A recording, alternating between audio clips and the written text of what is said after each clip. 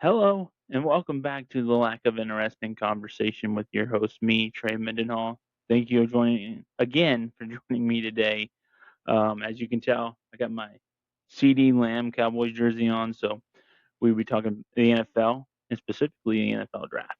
But before we do, I just want to say thank you. If you're new, if this is your first time listening to us, just go back and listen to the uh, rest of our episodes. That'd be great. We are officially a worldwide podcast. Yes, a worldwide podcast as we have officially been listened to on every single continent on this globe as Australia finally jumped on board. Welcome. Thank you for jumping on board. That is just so awesome. Praise God. I'm so thankful for you listening. And even if you're not if you're new, make sure you follow us on your podcasting platform of your choice as we are available everywhere. And also, we are available on YouTube. That is the exclusive home for now for the video version of the podcast. You can just catch us on there. Make sure you subscribe to the YouTube channel and hit the notification bell, ding, uh, and so you can know when we upload. As we remember, we go live every Wednesday. Sometimes, if we upload twice during a week, which sometimes we do, we upload the next episode on Friday. So just be on the lookout there. But this week we should just do one episode, usually both days. But mainly we are released at 8 in the morning on Wednesday mornings. So just thank you for joining us again. And now let's get on to the topic.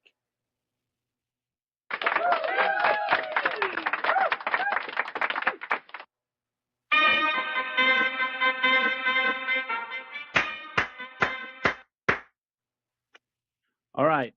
The NFL draft, as many of you know, if you're a NFL fan, anyway, the NFL draft was this past Thursday, Friday, and Saturday. Round one takes place on the very first night, Thursday night.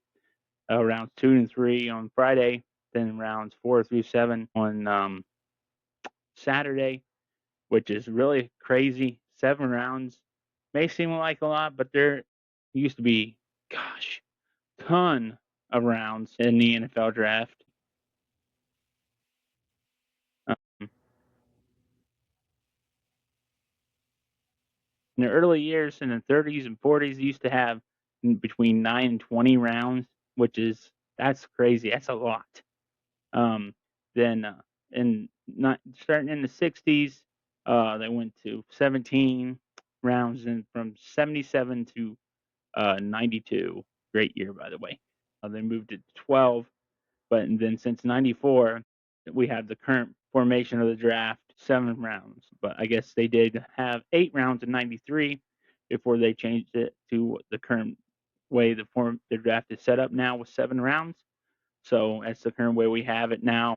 A lot of fun, and as the NFL has done now for the past several years, they hold it in one of the team cities. This year's city was Pittsburgh. They also helping to catch some shade, whether that be from, especially from Ravens. When the Ravens had at least 2 picks that I seen, he had Mark Ingram hold up a kid and said the Steelers still suck, and the one international Ravens fan said she'd keep it short because she'd keep it short, just like Pittsburgh's postseason trips. They keep it short and sweet, which I thought was pretty funny. But, as obviously they end up setting a record too for the most amount of people to show up to the NFL draft, which was over 805,000 fans over the 3 days previous those 3 days at the NFL draft. Which I know the last day, Saturday, it was rainy, but right behind that they had beat Detroit, which was where the draft was the previous season here in April. They had 775,000 people over 3 days show up to the NFL draft in Detroit. So obviously this is very worked out very well for the NFL way to make money and have fans just come out and celebrate their team's draft picks. As usually as you get into the later rounds, Roger Goodell he announces all 32 draft picks during the first round, but as you get later, you usually have kind of like celebrities, international fans, former players start to announce picks because like on Saturday they're kind of rapid fire. The picks they're like one after another. That is not the way they are in the first 3 rounds, especially the first round. They can sometimes feel like it takes forever to get through the picks. But anyway, the draft order, you had first overall pick. This is the least, I guess, the least surprising draft pick here. At number one, you had the Las Vegas Raiders drafting what they hope and their fan base hope is the quarterback of the future. Their franchise quarterback for years to come, and Indiana's Francisco Mendoza. Obviously, Francisco coming off his best probably season of football in his life, leading Indiana, a team, a program that was just a few years ago the losingest program in FBS history, and now they're sitting at the top of the football world as national champions. And I do find it interesting that Kirk Sinegi ended up having Indiana's spring game on that very night of the NFL draft. I know they had Francisco. He was not at the draft. He chose to stay home with his mom, who has MS, and that's a big reason why he stayed home. That way, everybody was comfortable, especially his mom. But obviously, he's Raider Nation's very happy, very ready to go.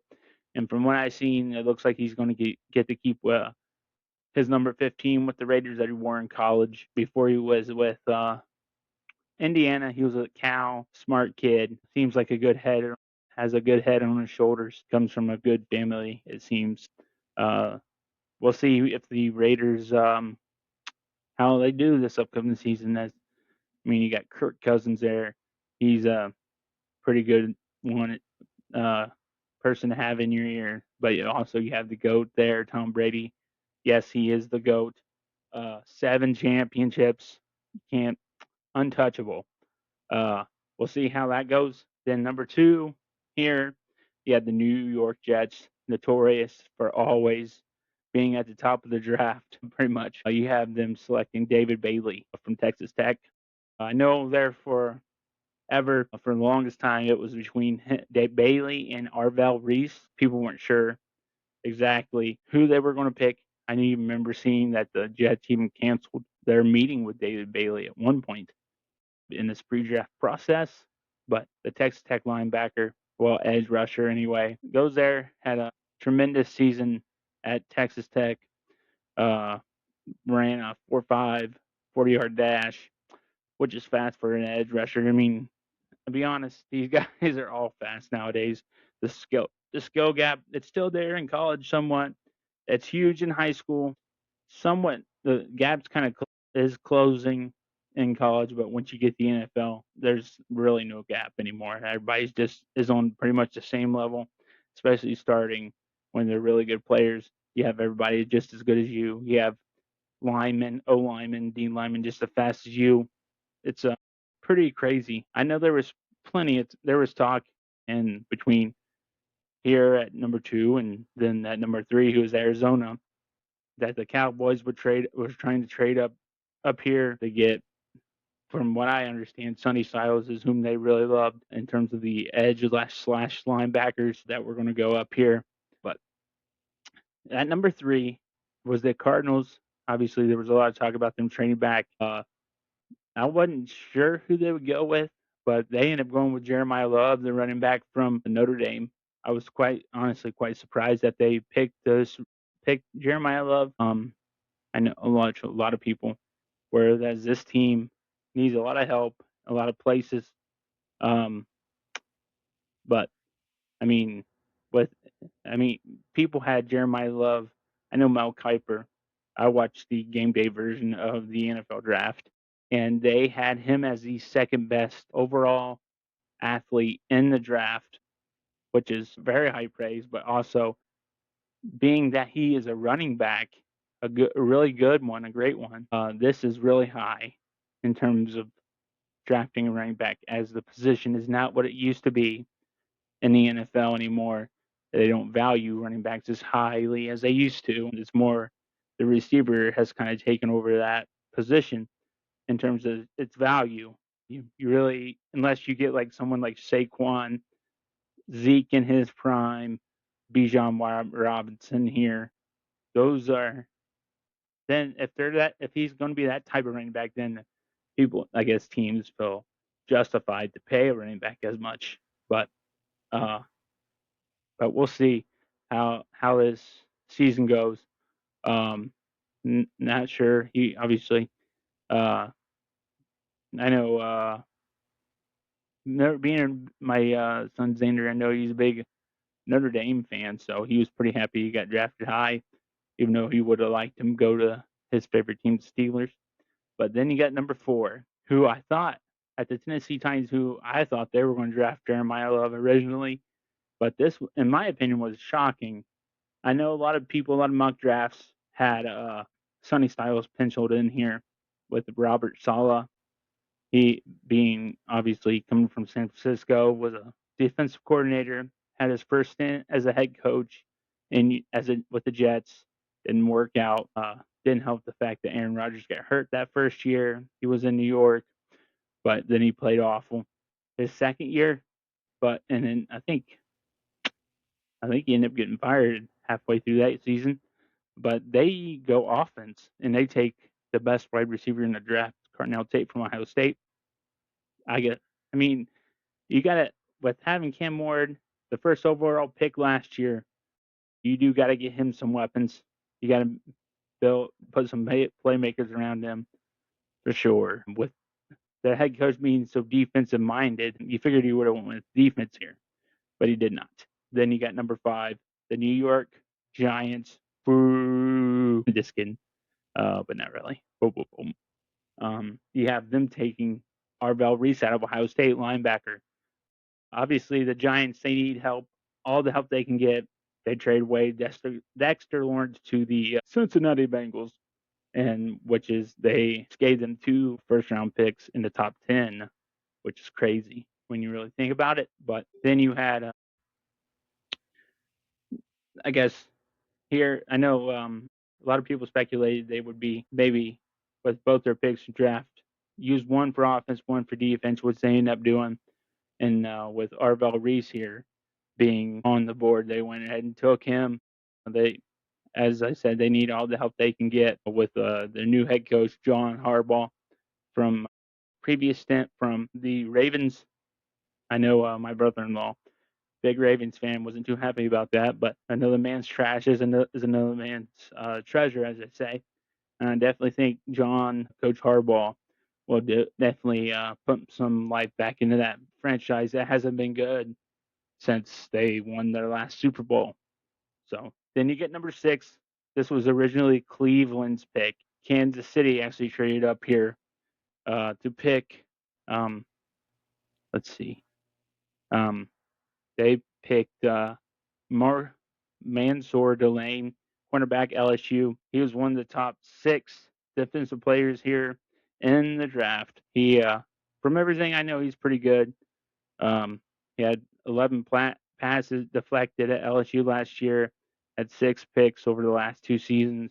Not afraid to come up and tackle, which is always great, especially and as a corner.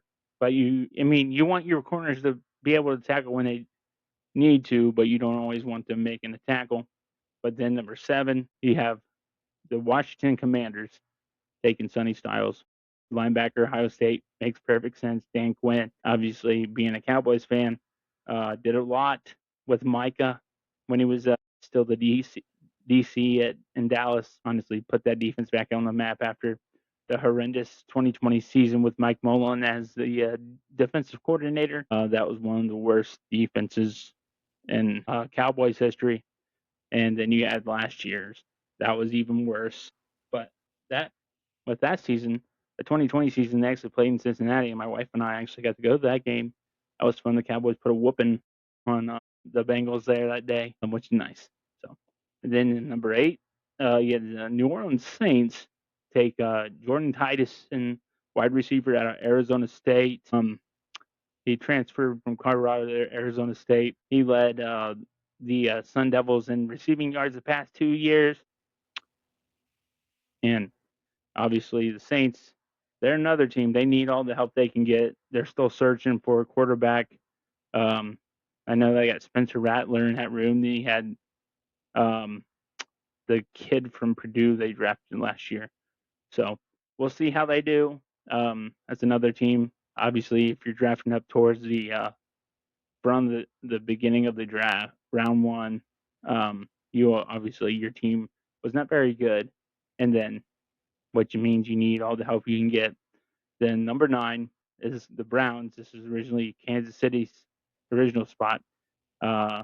They pick Spencer Fano, the Utah offensive tackle. I know there's a lot of talk about him having short arms, but Nick Saban said that if he has the upper body strength, that really won't matter. I know he was the highest rating offensive tackle in the draft. Obviously, the Browns, they need help everywhere, pretty much, especially on the offense. Their defense has been pretty consistent when it comes to being how good they've been, especially with Myles Garrett, who is arguably one of, if not the best pass lineman, edge, DN um, of all time. Especially, he's by far the best player that come out of his draft, as he was drafted number 1 overall out of Texas A&M that year. Then you got number 10. You got Miami taking, not Miami, the Jets. This was obviously the Giants got this draft pick from the Bengals from the Dexter Lawrence trade. They take Francis Magua. Maybe I'm pronouncing that wrong. I don't know. Offensive tackle out of Miami. Here, the Giants take an offensive line. Obviously, you got to protect Jackson Dart in his second year. Obviously, you want Jackson Dart to protect himself more too, as he loves to run the ball. But as he learned the hard way last year, he needs to get down. Can't always run over people, especially in the NFL. Then you got number 11, the Dallas Cowboys, baby, trading up one spot from 12. Basically, Cowboys and the Dolphins flip flop here as Miami's the next pick. The Cowboys get Caleb Downs. Yes, Caleb Downs, safety from Ohio State. I have that might be the happiest I've ever been that a player of a player getting drafted from Ohio State. Coming to the Cowboys, know a lot of people said Caleb Downs was the best player in this draft. Nick Saban, obviously high praise. He started for Nick Saban his last year at Alabama as a true freshman. The transfer to the Ohio State. His the first year at Ohio State, they won the national title last year. They got to the college football playoff, obviously, and lost, but nothing but high praise for this pick. I think this is a great pick. Obviously, I'm very happy being a Cowboys fan. Then Dolphins, they select Caden Proctor, offensive tackle, Alabama, and pretty much. The Dolphins, they need all the help they get. They basically got rid of everybody. This offseason, head coach Mike McDaniel gone. Tua Tagovailoa gone. Jaden Waddle gone. Tyreek Hill gone. Everybody gone, pretty much. So, and I know they let the one good some defensive players go too. I think Bradley Chubb's with a different team. Um, just that team's going to need all the help that they can get, and that might be as they like to say, tanking for Manning or whoever the top quarterback prospect is going to be next year. And then number 13, which is the Rams from Atlanta, was Atlanta's original pick. They, in my opinion, the shocker, the first round, Ty Simpson. I did not expect that, let alone it being the Rams. I guess someone probably would have ended up reaching for Ty Simpson, but it being the Rams, especially with Matthew Stafford being there and them coming off an NFC Championship appearance, quite shocking. And especially with the fact that I know Matthew Stafford and the Rams are negotiating a new deal, so it's not like Ty Simpson's going to be starting right away. He's going to be sitting. Sean McVay was not very happy about this, as you can tell if you just go look it up. When they're talking about him, you can his demeanor completely changes. Then he had number 14. You got the Baltimore Ravens selecting Ola Vega Loena. Maybe I know I butchered that. Penn State offensive guard. Honestly, the Ravens are always notorious for drafting well. I'm sure this one will work out too. Then he had number 15, the Tampa Bay Buccaneers, uh, drafting Reuben Bain Jr. from Miami. Um, this dude's basically been getting killed for having shorter arms, all all the way up to this process, to the time he got drafted, which is why he fell. I know when they walk up to, before they walk the stage, they got a hat there. They can put on the hat, make sure they're looking good in the mirror before they walk out. But he just grabbed a hat, walked straight to the stage, and got his jersey, got his picture taken with the commissioner, and basically walked off. That man will be on a mission this year. So it probably will not be very fun to play against him. But then you got the number 16 pick. You got the Jets. They got this pick from the Colts when they made the trade for Sauce Gardner. They took Kenyon Sadquick, the tight end from Oregon. I know even at one point someone had the Cowboys taking this guy, which made no sense to me at all. As the Cowboys, they're satisfied with Jake Ferguson right now and Spanford. They just also signed a couple of a really good undrafted free agent tight ends. So that means Schoonmaker, yeah, out. We'll see. Obviously, the Jets need everything on defense, offense, playmakers, line, everything. Then you got number 17. You got the Detroit Lions selecting Blake Miller, offensive tackle. Clemson. The Lions, obviously, they had a much disappointing year last year, coming off that NFC Championship appearance, which was their first, I think, since 1991. Wait, yeah. They went to the NFC Championship the year before the Cowboys took over, and then the Hondas.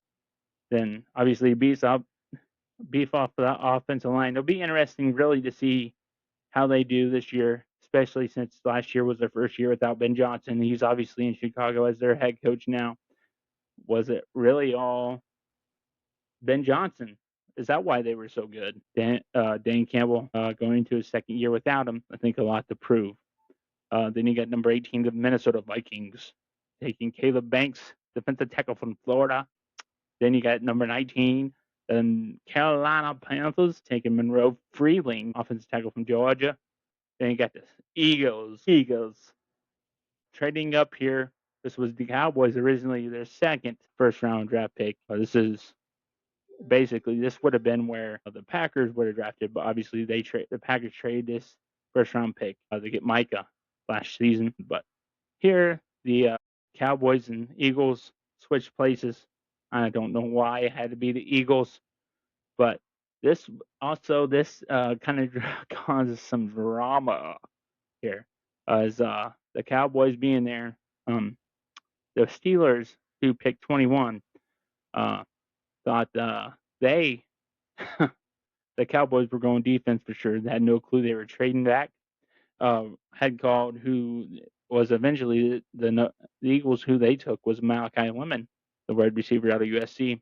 They were already on the phone with him. The Pittsburgh was talking to him, hey, we're going to draft you. Then boom, he's like, why is Philadelphia calling me? And basically they turned that card in, and they took the Steelers. They took Malcolm Lemon right out from underneath the Steelers, which has led to some bad blood between the Steelers and Cowboys, which is nothing new. But also, thank you for George Pickens, by the way. Then you got number 21, as I said, Pittsburgh. Their hometown will get them terrible tails waving up and down the crowd there. They took Max Keenaker from Arizona State, offensive tackle. I guess I really had no clue what they were going to do, because that Aaron Rodgers basically holding them hostage, as he's done several times, learned from the best with Brett Favre.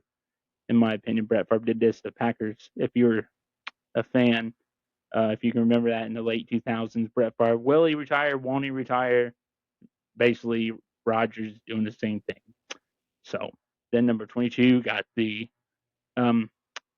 Los Angeles LA Chargers. They take Akeem Mesidor, edge, Miami. Another Miami, obviously, they had a great set of edge rushers, helped them get all the way to the national championship last season. Then here, you number 23, the Cowboys back on the clock. They select Malachi Lawrence, another Lawrence coming to the Cowboys from UCF. Lots of raw talent. I don't know much, but I do know this is UCF's first ever first round pick. So this is huge for that school. Then you get the Browns here at 24. This is from Jacksonville. They take Casey Concepcion, receiver out of A&M, speedster. And I know a lot of people when he was doing, I think at the combine, I guess he has a stutter when he speaks. Maybe he was just nervous that day. I don't know. But I know a lot of people seem to have a problem with that. But I honestly hope he lights the league on fire because of that, just to prove everybody wrong. It doesn't matter if you got stutter. Like, none of that stuff matters. All that matters is if he can play the game. And obviously the Browns think he can. They picked him in the first round. So I hope he lights it on fire. So then you got the Bears at 25. They take safety Dylan Seaman from Oregon. I know a lot of people had him going as high as 12 with the Cowboys in their mock drafts. I know he played at Purdue. Then he transferred to Oregon last year. Then had a heck of a season.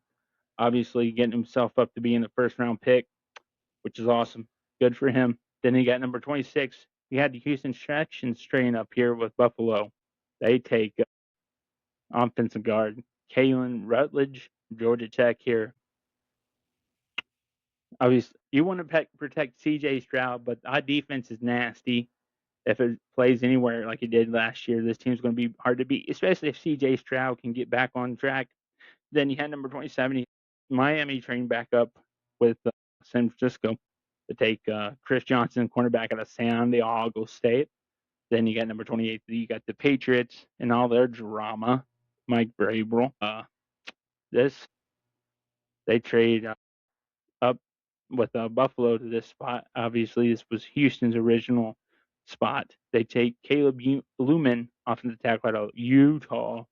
Then you get the Chiefs here. This is from the Rams originally, had this spot, but they paid Peter Woods, the tackle from Clemson.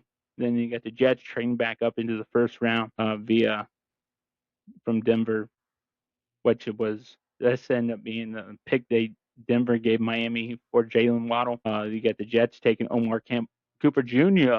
from Indiana. Then the Titans trading back up with Buffalo here, really, and New England with Buffalo, and leaving Buffalo when it was not without a first round pick this year. Tennessee traded up to get Cedric Falk, edge rusher out of Auburn. Then the bookend, then to end the round one, you got the Seahawks picking Jared Price, running back Notre Dame. And this is the first time ever that two running backs from the same team have ever been picked in the first round. And that was basically how it went off the air Thursday night. The rest of the draft picks, like the Cowboys, they didn't have another pick until the third round. They picked Deshaun Bremen, linebacker, Michigan. Dallas. Us Cowboys fans kind of have a phobia when it comes to Michigan players, as they've never really worked out for the Cowboys, whether it be Taco Charlton, Mozzie Smith, or Schoonmaker.